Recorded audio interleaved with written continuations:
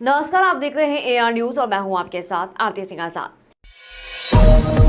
इस शनिवार जो 9 नवंबर 2024 को समाचारों की सुर्खियों में सबसे पहले आते हैं रूस के राष्ट्रपति, जिन्होंने भारत की प्रशंसा करते हुए इसे एक महान देश बताया। पुतिन ने कहा कि भारत को वैश्विक महाशक्ति के रूप में मान्यता दी जानी चाहिए। उनके विचारों में भारत की बढ़ती शक्ति और वैश्विक दृष्टि की महत्वपूर्ण भूमिका को दर्शाया गया।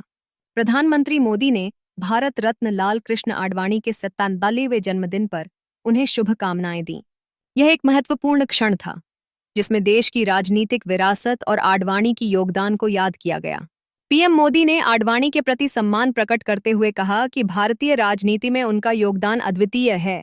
अमेरिका में एफबीआई ने पूर्व राष्ट्रपति डोनाल्ड ट्रंप के खिलाफ कथित तौर पर एक ईरानी हत्या षड्यंत्र को विफल किया है। यह घटना न केवल अमेरिका में हलचल मचाने का कारण बनी, बल्कि अंतर्राष्ट्रीय सुरक्षा के संदर्भ में भी बहस को जन्म दिया। बांग्लादेश में हिंदुओं पर जारी हिंसा ने एक बार फिर भारत को चिंता में डाल दिया है।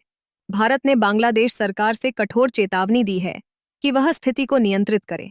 राजनीतिक मोर्चे पर अमित शाह ने राहुल गांधी को चुनौती दी है कि न तो वह और न ही उनकी चौथी पीढ़ी अनुच्छेद 370 को बहाल कर पाएगी। यह बयान जम्मू कश्मीर की राजनीतिक स्थिति को लेकर उठाए गए मुद्दों को और तूल देता है। प्रधानमंत्री मोदी ने महाराष्ट्र में एमवीए सरकार की आलोचना करते हुए कहा कि यह सरकार बिना पहिए और ब्रेक के गाड़ी जैसी है। उनका यह बयान विपक्ष की वैधानिकता पर सवाल उठाता है।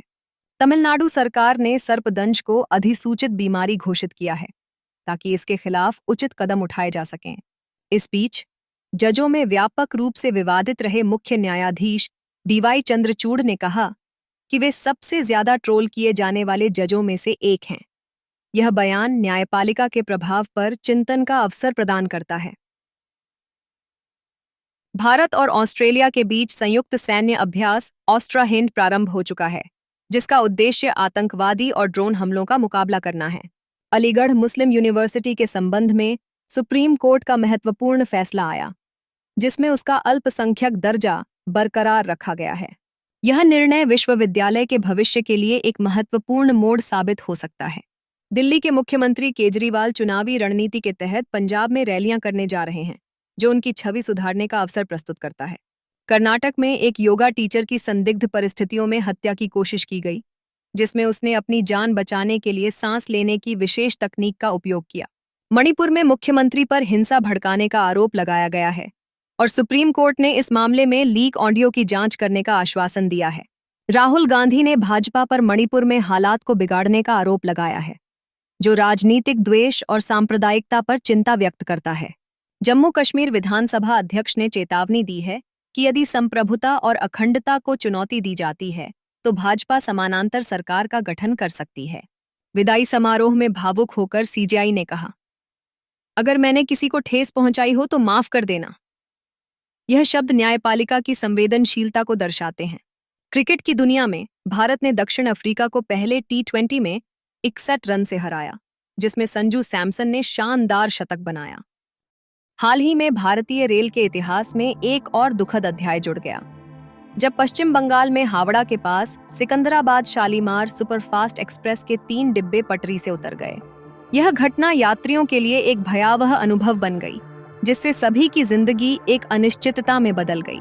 घटना के समय ट्रेन अपनी सामान्य रफ्तार से चल रही थी, जब अचानक यात्रियों को झटका लगा। बहुत से लोग थे जो एक सामान्य सफर की उम्मीद कर रहे थे, लेकिन जैसे ही डिब्बे पटरी से उतरे, दृश्य भयावह था। चिल्लाने और दौड़ने की आवाजें चारों ओर गूंजने लगीं, जिससे यात्रियों में खौफ का माहौल बन गया। यह हादसा यात्रियों को सुरक्षित पहुंचाने में रेलवे की क्षमता पर प्रश्न चिन्ह उठाता है।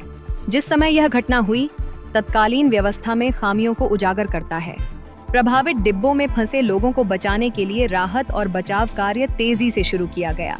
सोशल मीडिया पर घटना की जानकारी फैलने के बाद एम्बुलेंस और बचाव दल घटनास्थल पर पहुंचे। अधिकारी और रेलवे के उच्च पदस्थ अधिकारी भी हादसे की जांच के लिए मौके पर पहुंचे। उन्होंने बताया कि प्राथमिक जांच में तकनीकी खामियों की संभावना जताई जा रही है। दुर्घटना के कारणों की स्पष्टता के लिए विस्तृत जांच की जाएगी, ताकि भविष्य में ऐसी घटनाओं से बचा जा सके। हालांकि यह घटना दुखद है, लेकिन इसे समझने और प्रबंधित करने की आवश्यकता है। सुरक्षा मानकों को सुनिश्चित करने के लिए ठोस उपायों की जरूरत है ताकि यात्रियों को भरोसा दिलाया जा सके। रेलवे ने इस तरह की घटनाओं से आंखें नहीं मूंदनी चाहिए, बल्कि उन्हें रोकने के लिए ठोस कदम उठाने चाहिए। इस घटना में घायल यात्रियों को तत्काल चिकित्सा सहायता प्रदान की गई, परिवारों को सूचना दी गई और सरकार ने उनकी मदद के लिए ठोस कदम उठाने की योजना बनाई। इस तरह के हादसे समाज और देश के लिए एक चेतावनी है कि हम सभी को रेलवे की सुरक्षा को लेकर सजग रहना चाहिए। इस दर्दनाक घटना ने एक बार फिर यह सिद्ध कर दिया है कि सुरक्षित यात्रा पहले प्राथमिकता होनी चाहिए। अब यह रेलवे की जिम्मेदारी है कि वह इस दुर्घटना की प्रतिक्रियाएं लेकर एक्शन प्लान तैयार करें ताकि भविष्य में ऐसी किसी भी दुर्घटना से बचा जा सके।